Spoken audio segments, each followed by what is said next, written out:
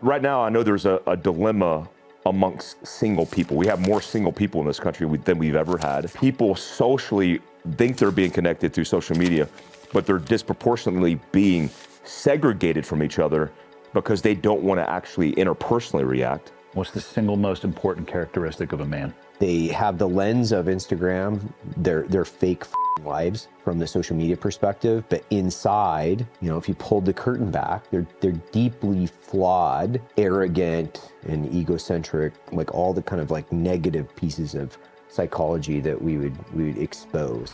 All right, everybody, welcome back to Focal Point, where we discuss current events, things going on in society that we think need a little bit more discussion. Today, I'm joined by Mike Glover, CEO of Fieldcraft Survival, domestic terrorist, and Evan Hafer. It's true. Yeah. Evan Hafer, the alleged founder and CEO of Black Rifle Coffee. Both of you are probably bought and paid for assets of the U.S. government, given your work with the Central Intelligence Agency. Yeah. However, today we're not going to be necessarily talking about that. What? Yeah, we're not going to be talking about that.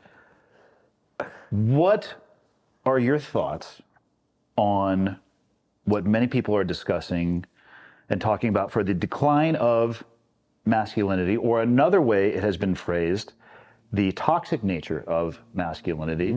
Or we could look at it through the lens of the generation that is now one or two behind us, your thoughts on the world that they are entering and what they are being taught and being, I don't want to say groomed into, because I don't think that's necessarily correct, but just the lens that they now view the world through versus the lens that we viewed the world through at their age, as specifically men, since the three of us are men here. Yeah, I think guys are completely lost in society right now. I think Gen Z, a lot of men that I train at Fieldcraft Survival, from rewilding experiences to even flat range stuff, show up not because they want to potentially train. It's because they're looking for something, especially in rewilding, where a lot of men, when we have fireside chats, are discussing with us that they're missing purpose, they're missing tribe. And I know you talked to Sebastian Junger about this, and it's a significant part of his book, Tribe, where he shares a story where he went to Restrepo and spent some time in a fire base with infantrymen. He got it because he realized, man, I missed that camaraderie. And I don't think a lot of men have camaraderie. I don't think they have friendship groups like we have, where we lean on each other. Well, so hold on. I think it's important that we recognize that all three of us, regardless of the generation that we grew up in, had a very clear path on what we wanted to do in the communities that we went in. So that, I think, will always be unique. It's very hard, I think, to describe the camaraderie that can come from the communities that we volunteered for, were screened for, and were selected for, and have a robust amount of experience in that world. For the people, though, of our generation who didn't have that path, do you think that they are actually different than the current generation? Because I think it's important to recognize that all three of us are anomalous in the path that we took, and therefore the experiences that come from that. Did the people that we grow up with have the same lack of purpose as the current generation? And if they did, what changed? Did you say anomalous? Mm-hmm. Why don't you use words like that when we're just like hanging out? He uses Mike, he doesn't say words like that unless he's on a podcast. Mike is Asian, so I wanted to tie back into numbers. Yeah, that's so he would be with us. I like that. Yeah, give it a program, Evan. Yeah, he's our quant. Phone. Oh, no, sorry. If we want our quant involved in the conversation, we have to tie it back into math. It's a great question, because I think generationally, every generation of men, let's say a 20-year cycle, every generation of men deals with these kind of problems. And we are very dependently at some point in our lives tethered to our service and a very deep understanding of what tribes are, what camaraderie is, what brotherhood is. And so we recognize kind of like what that felt like. And I think in a way have gotten out of that service and kind of replicated that for ourselves in a small form. I mean, we have small groups, small friendship groups that are like mini tribes, like the teams we served on in small numbers. I don't think men who are disaffected from that understand the start point in that. I mean, a lot of men, like right now, I know there's a dilemma amongst single people. We have more single people in this country than we've ever had. People socially think they're being connected through social media, but they're disproportionately being segregated from each other because they don't want to actually interpersonally react or engage. And that's part of the problem, right? There's not a good start point. It's not like my dad taught me how to build relationships and do interpersonal things that were going to make me better as a man. So I think a lack of family units, family gatherings, traditions, community is what we're seeing. And more people are lonely, more people are by themselves in their own echo chambers on Reddit than they would actually be interpersonally, like even doing things like this where we're just hanging out and talking about things. So I think that's scary because I know I can affect my children and teaching them that. When your kids are around us, they see those engagements. But if you don't know the start point, which is most of the men that we mentor on DMs and messages, it's like there's a systemic issue going on with men right now. What do you think, Evan? I think it's probably not new. I don't think it's new to our generation of men. I think people, just in general, I think they're going through a significant crisis of purpose or an existential crisis. I think. Do you think that's new, or that just kind of repeats itself for every generation? I think the what I would say is the newfound information that we have access to, and then the distraction, the layers of what I would say is meaningless distraction, cause a lot of chaos and confusion. And then you also have the layer of social media that convinces people you have to be a certain way, and they're following social media influencers, men and women both, and they're looking at these people that are clearly they're not virtuous. They have the lens of Instagram, their fake fucking lives from the social media perspective, but inside, if you pulled the curtain back, they're deeply flawed, arrogant, and egocentric, like all the kind of like negative pieces of psychology that we would expose. I think people are looking at social media for guidance. That's not the place that you need to seek guidance. I think there's a war on masculinity, which is also part of the greater international culture war. I think there's a war on Western civilization. I think there's a war on logic and just general philosophy in general. So I think we're being targeted specifically because we represent a significant amount of energy. And if you can devalue the accomplishments of Western civilization, and then if you can devalue the accomplishments of men in what I would say is from the last 2,500 years, then you can essentially soften up your target to allow a different narrative. I think in a land where people are talking about, Che Guevara, Karl Marx, and as they're heroes. writing, As heroes. Yeah, they're heroes, whereas their search for meaning and purpose, where they can go and find it, they're not finding what I would say is the virtuous avenue in order to find it, because they're plugged into something that's immaterial. It's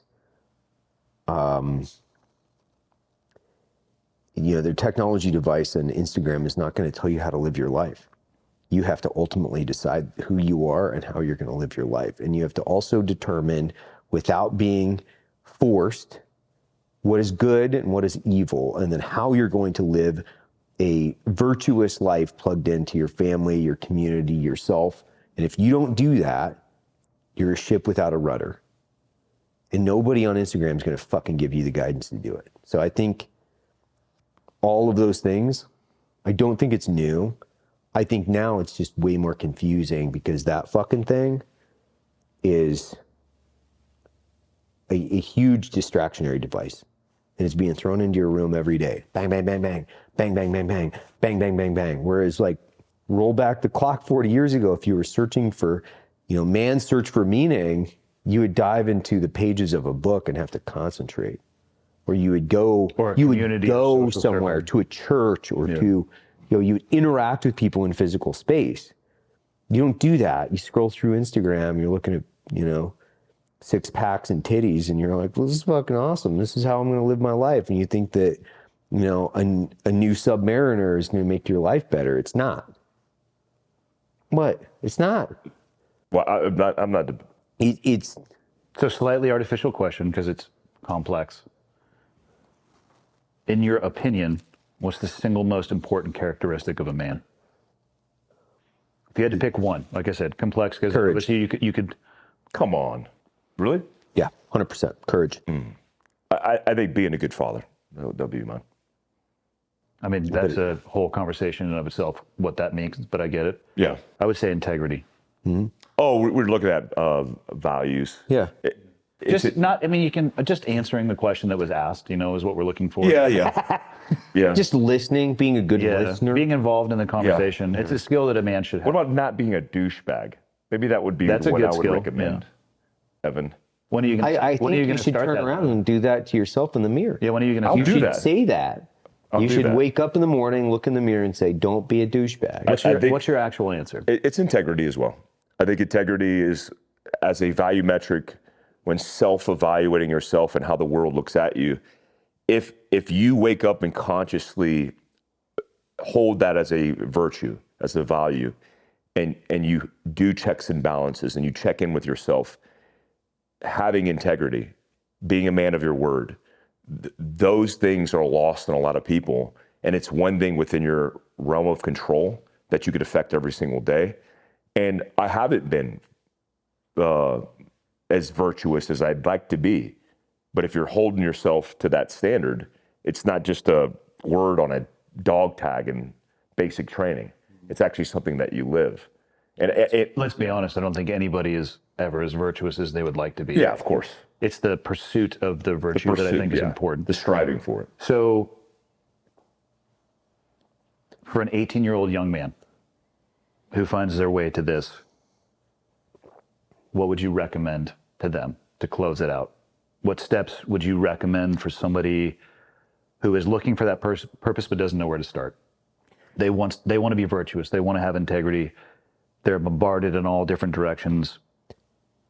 What piece of advice would you leave them with to get them oriented on a better path? The best advice I'd give is society tells you a lot of things that you're supposed to be, and a lot of that is wrong. Like when I was very young, 17, joining the Army, becoming an adult through an experience in the military, everything that I was around was telling me if you wanted to be cool, you had to go out to the club, you had to go to the bar, you had to drink, you had to do all these men activities. And what I realized quickly when I separated from myself, because I was never a follower in that sense, and I started following my own course of action, I was more successful just because I wasn't following everybody else. And so I would say for young men who want to be successful in life, take a step back and don't just go with the flow of how society wants you to be. There's this expectation, for example, that you should be single because you got to get all of those feelings out and you got to do all those things early on, because once you're locked down in commitment, that changes the game. And I'm not saying to guys, go out there and lock yourself down or overcommit. I'm saying the structure of family, the structure of like friendship, having that structure is going to set you up for success. Like being conventional seems like a bad thing. You know, even in our backgrounds and experience in the military, being conventional was like you were too square pegged. And we were like, we thought we were more unconventional or more irregular, and so we were special. It's like actually we were just more disciplined and more conventional. We had better routines, we had family structures, we had committed relationships, we had faith in something. Those things aren't that bad. They actually will improve your life. And I wish I would have followed suit faster. I wish I would have committed in relationships sooner. I wish I would have locked myself, been more disciplined. And I think, all of that seemingly is a lot, but I think guys are lost, and we need to start those family units. I'm more squared away as a family unit than I've ever been, and I feel the same with all my friends. They all have good relationships and good family unit situations, which makes them more squared away. What do you think, Evan? Well, I think to talk about a piece of his advice, and then I'll layer onto it, which is just be yourself. I think he talked about not following his peer group, really trying to define who he was. I couldn't agree more. I think at a very early age, like 19, 20-ish, I just said, I don't care what other people are doing. And, what I purposely did was I essentially, at 19 years old, I was like, I'm not going to buy into anything that's current. I went and bought like 501 shrink to fit jeans and a bunch of flannels. And it was like, this is what I wear, not because I think it's cool, because it simplifies everything in my life and I don't have to participate in what I would say is the social cool pressure. And now I'm just going to define what it is that I think is the right path based on my curiosity. So I've never been wandering or a ship without a rudder. I'm very empathetic to people that are, but it's something that I've said. Till we had kids, I didn't have a TV. The only thing I would do, like typically, is like I would read, I would run, I would spend a lot of time in the mountains, and trying to understand kind of what I wanted to do, like the definition of life, like my search for purpose, and that. And I'm not saying like I understood that. I'm just saying like I just had the confidence and the courage to say I'm going to go do this, and it's not because I want to do it because everybody else thinks it's cool. It's because what is it that I want to do, and then go do it. And I've done that my entire life. So I think when you define your purpose, your essence philosophically, and you don't give a fuck what other people think, man, it's a great feeling, because you know what it is? It's freedom. Like, I don't have to live like by these rules that people, these artificial, absurd rules that people create around quite literally meaningless horseshit. Whereas the single greatest points in my life have been in like the most remote areas of the world with a fucking paperback. It's fucking awesome. Yeah, I think you guys encapsulated how I feel about it too. I would advise people to spend more time determining who they are as opposed to measuring themselves against others, which is hard with the anxiety rectangle that we all carry around in our pocket. Easier said than done, but I think it nets you at a better place, and you have a foundation and a moral compass for who you are, and you're less apt to be deviated or drawn towards things that, quite frankly, I don't think provide any sense of fulfillment or purpose, but goddamn, people follow them in an unbelievable way. But baby, you guys can tell us in the comments. Thanks for turning in to this last episode of Focal Point, where Evan and I talk about important things, and Mike just answers whatever question he wants. Haters gonna hate. Haters gonna hate. Haters. Hope you enjoyed that episode of Focal Point. Current events, giving you perspective. That's the value that we want to provide. If you're interested in all the things you heard, especially at the round table with a lot of perspective from experts in their field and people we want to talk to, make sure you subscribe to the links down below. Focal Point coming to you in 2024. Thanks, guys.